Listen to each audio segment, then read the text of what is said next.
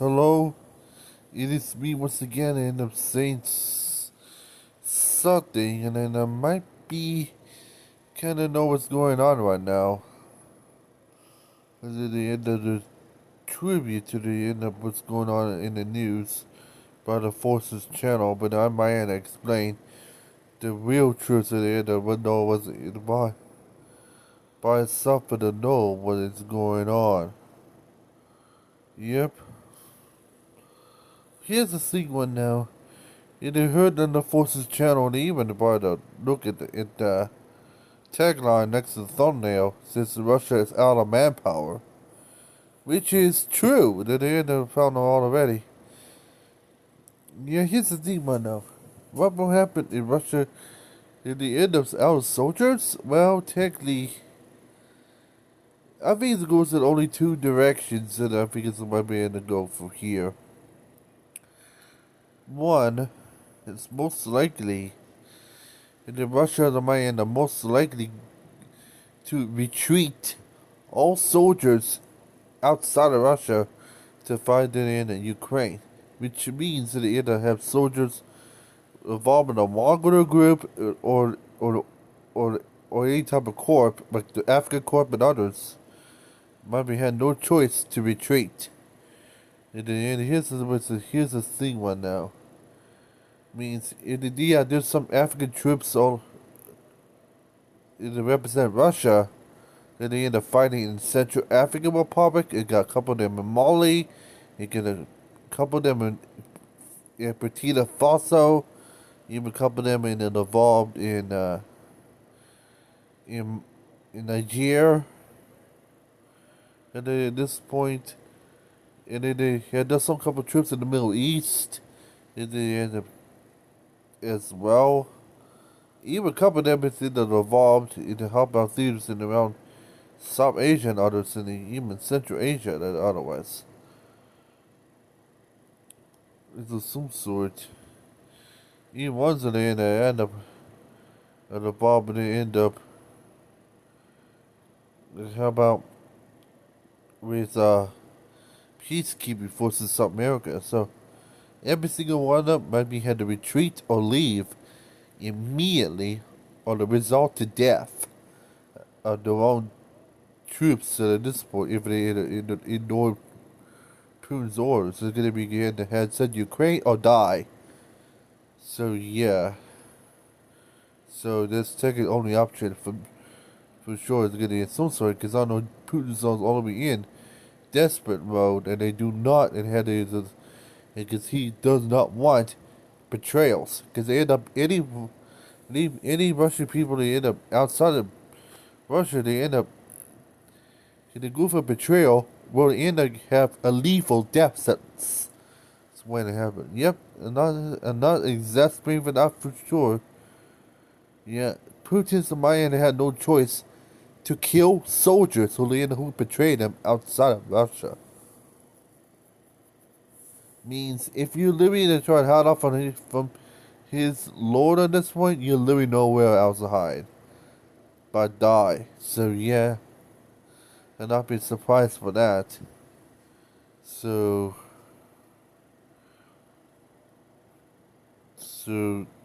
and not be surprised and then there's some sort of it is if we do not yeah, if we do not it only worse if we do not want to fight Ukraine, that's just if you don't want to fight Ukraine, that's just as similar as committing suicide if it as a Russian at this point.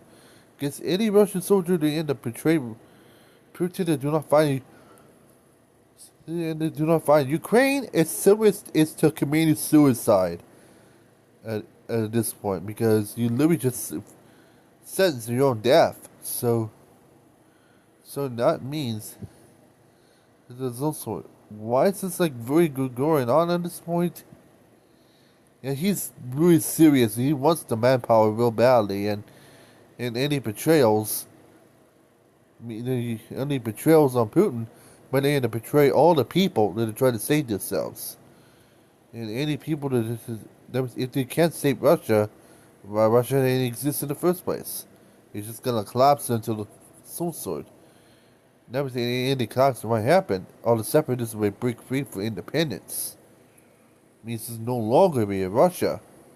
Instead, it's going to be wiped off the map because it's going to be your fault. So it's some sort. So you're kind of afraid the people who betray Russia is either led to U.S. American or NATO victory, because the ones that Putin do not want anyway. So you see why he's desperate to try to end them, and all some sort. Even worse, even threatening to end a nuke Ukraine in this one. Even recently in the front of the end of going to war against NATO, because of what's going on right now. Here's the thing with the Russia does not know about. They don't have any more soldiers, and they have to struggle to keep the lights on. Yep, you're saying that right. What if you struggle to keep the lights on, you cannot launch nukes.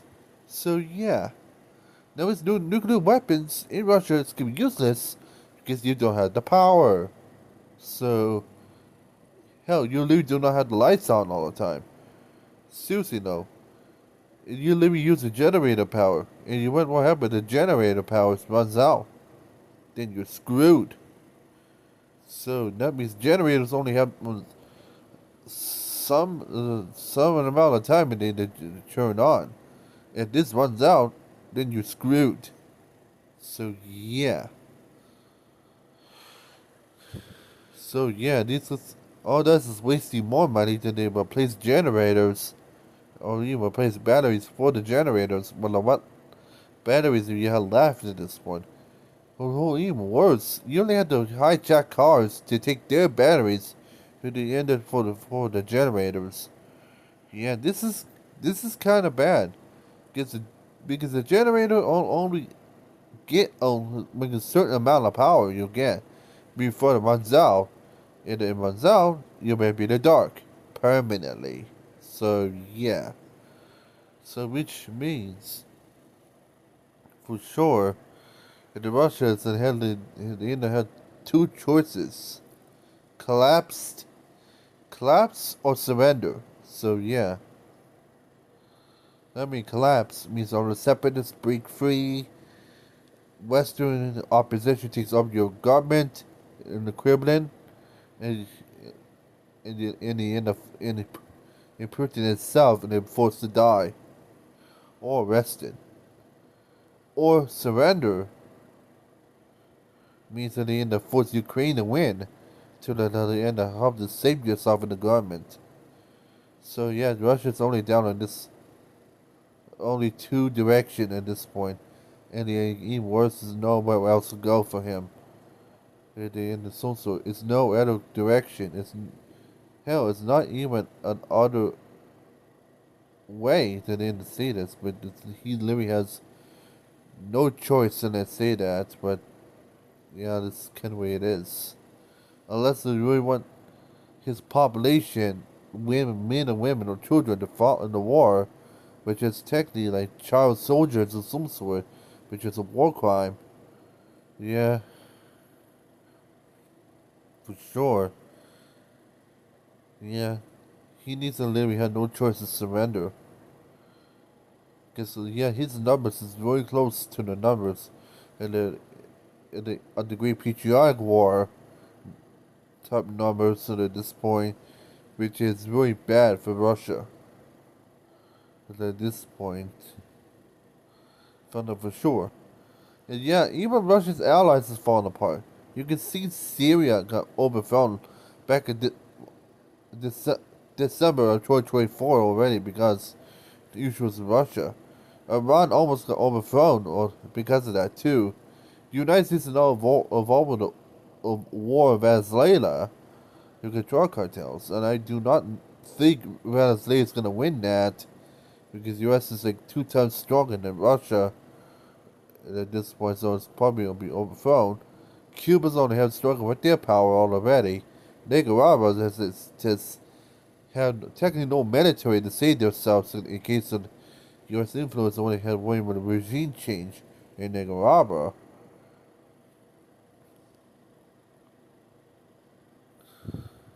And even worse, Africa is just been technically Russia.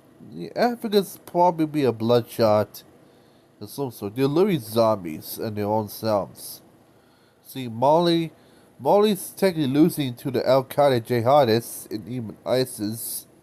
Yeah, ISIS is working together with Al Qaeda to take over Mali government, especially since in the JN, the Al Qaeda has been a war against ISIS the whole time.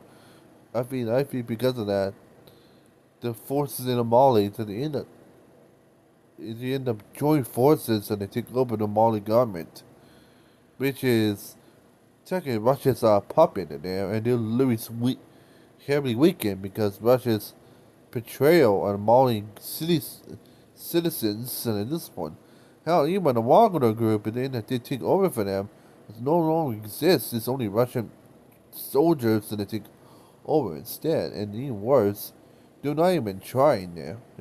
In Mali, instead of making weakened, even worse. See, for Niger and even also in Burkina Faso, yeah, they got horribly weakened at the Russians' takeover. That's at that point. And even worse, you can see in the if they get obvious how what the hell is Russia doing in Africa. Look at Central African Republic, and it can give you proof of what's been doing. Central African Republic is one of the poorest countries and highest poverty in any nation all in Africa. They end up being the poorest, the weakest, and even the most poverty. That's how bad the Russian can do in Africa, of some sort. And even worse, yeah, the civil war in Central African Republic is probably in a stalemate. It's probably because of some sort, and not because the Russian troops they end up going away at this point. It really means that they end up the Central African Republic's government might be weakened, for the be good for the opposition to take right over and they end up to claim it for their own selves. That's kind of how it is of some sort. You're kind of afraid that the opposition takes over Central African Republic. That means that jihadists can easily take over Niger, Burkina Faso, and Mali at the same time. It's also, since Mali is also found Azawad, which is Azawad, as you know, is what descendants of French and Americans in with sides of Ukraine, and they end up fought for Azawad's independence, and end up in supports Azawad, which is a separatist organization of northern Mali, and they might join ECOWAS easily. This is because it issues already. So, it's a little bit obvious at this point. And hell, even Libya's divided, and they end up by Turkey and Russia. But I think Russia's Libya is going to be weakened, so they end up can easily take. Turkey can easily take over all Libya and then just take its whole for Russia's withdrawal from Libya. So not be a surprise. The Middle East is not looking much better. After Russia's loss to Syria recently, to Al Bashir, yeah, they have struggling to keep Lebanon recently. Remember, Hezbollah's been very weakened after the forces of Israel take over the whole entire, technically a huge bombing spree, and even a huge takeout of the two biggest targets recently. Even the Houthis are not faring much better. They keep bombing raid, but both Israel, Britain, and even U.S. recently. In the end, it's some sort. Iran even got struck hard, but not only Israel, but also by the Americans in the nuclear sites. Which means that Iran cannot make a nuke ever again, but they still can make a dirty bomb, which end up as bad, but without having a gamma ray blasted and within the citizens in the city. So yeah, so it's kind of makes sense. So the Middle East is kind of heavy weekend thanks to Israel. So technically Russia is technically losing a lot of good allies. But the end of Russia so far only saving only two biggest allies left, which is North Korea, which has not been hit yet, and Belarus, which has also not been hit yet. So which means so so in the means for sure. And how is Russia's a weakening within Africa and even the Middle East going to do it for Nicaragua, Venezuela, and Cuba in the future? It's in the end that's on me at this point. Because the weakness of Russia might ease. Because all we've seen effects of weakened Russia only in Africa and the Middle East. You know, it might be the same one now. The Cuba, Venezuela, and Nicaragua is probably next in line for sure. Because you can tell that those struggling to keep themselves on, and I do not think it's going to last long. But by the forces of what remains in Russia in the future, so not be surprised at the end of some sort. As a note, Russia's weakness is affecting the world, and it supports pro-Russia, which is found out for sure. And I'd not be surprised at the end of say one though. Because at the end of this could be two risks that we go through. It's most likely to be regime change as expected, and even worse, a lot of countries that go for regime change already might be against Russia and the more sides of the West, which is the end to be growing more pressure against it, and it's gonna be it is. So, and not be surprised if this is might be what's going on at this point.